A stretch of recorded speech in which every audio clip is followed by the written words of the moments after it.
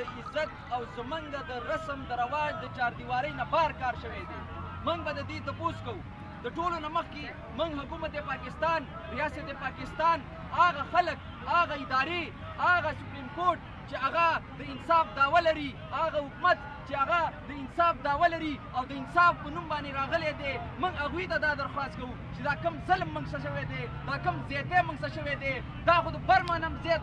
غټ زیاتی زموږ څه شوی دی. یو انډر 18 ماشوم، یو انډر 18 ماشومه دا په کوم قانون کې لیکلي چې تا هغه ګرفتاره کړه؟ دا په کوم قانون کې لیکلي دي چې هغه ته جیل ته بوځه؟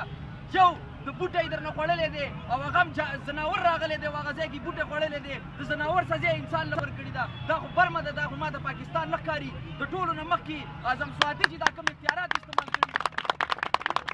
اعظم سواتي چې دا کوم اختیارات استعمال کړي دي او دا کومه غونډهګردي استعمال کړې ده، د ټولو نه مخکې د هغه استعفا ورکړي او د زموږ د قام نه، د باجوړي نه، د مومند نه، د ټول قبایل نه دې معافي وغواړي. او که چېرته د اسلامي جمهوریه پاکستان په عین باندې په هغه طریقه باندې زموږ نه معافي ونه غوښته، نو بیا زه مومند، زه باجوړی خپل حق او خپل د عزت تپوس په خپله طریقه کولی شم. په دې روډ بیا راکړم او خدای به زما نه خلاص نه کړي انشاءالله تعالی که دې معافي ونه غواړي. موږ عمران خان ته او د ټولو نه مخکې زموږ د باجوړ چې کوم امیینګان دي، که هغه ګلظفر دی، که ګلداد خان دی، زه هغوی ته دا درخواست کوم چې تاسو راغلي یاستئ، تاسو زموږ امیینګان یاستئ، تاسو زموږ نمایندګان یاستئ، ستاسو په قام په یو کور باندې نن سخته ده، ستاسو درک نه لګي، تاسو په خپلو کارونو کې مصروف یاستئ، تاسو ته دا درخواست کوم چې دې ځای ته راشئ او زموږ د دې عزت او د دې بې عزتۍ تپوس وکئ. که هم نه کړو نو بیا باجوړ ته تاسو هم رانه شئ، تاسو هم بیا په اسلام آباد کې کښېنئ، هغه طرف ته رانه شئ. اعظم سواتي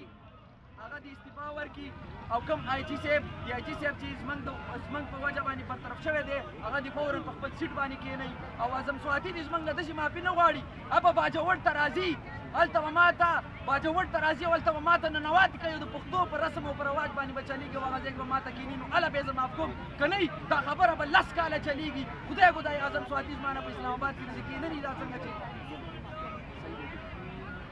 मैं यहाँ पे मीडिया वाले खड़े हैं, मैं उनको मुखातिब करना चाहता हूँ.